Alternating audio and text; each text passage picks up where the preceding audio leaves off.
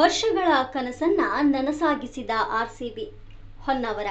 ವರ್ಷಗಳ ಕನಸನ್ನ ನನಸಾಗಿಸಿದ royal Challengers Bengaluru ತಂಡದ ಐತಿಹಾಸಿಕ ಕಪ್ ವಿಜಯದ ಸಂಭ್ರಮ ಹೊನ್ನಾವರದಲ್ಲಿ ಅದ್ಧೂರಿಯಾಗಿ ಆಚರಿಸಲಾಯಿತು. ತಂಡದ ಗೆಲುವಿನ ಸುದ್ದಿ ತಿಳಿಯುತ್ತಿದ್ದಂತೆ ಅಭಿಮಾನಿಗಳು ಬೀದಿಗಿಳಿದು ಪಟಾಕಿ ಸಿಡಿಸಿ ಸಿಹಿ ಹಂಚಿ ಜಯಘೋಷಗಳನ್ನ ಮೊಳಗಿಸಿದ್ರು. ಹೊನ್ನಾವರದ ಶರಾವತಿ ಸರ್ಕಲ್ನಲ್ಲಿ ನೂರಾರು ಅಭಿಮಾನಿಗಳು ಸೇರಿ ಸಂಭ್ರಮಾಚರಣೆಯಲ್ಲಿ ಭಾಗವಹಿಸಿದ್ರು.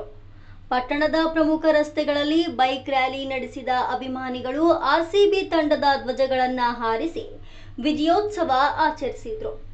ಯುವಕರು, ಹಿರಿಯರು ಸೇರಿದಂತೆ ಸಾವಿರಾರು ಕ್ರಿಕೆಟ್ ಪ್ರೇಮಿಗಳು ಭಾಗವಹಿಸಿ ತಂಡದ ಸಾಧನೆಯನ್ನ ಕೊಂಡಾಡಿದ್ರು.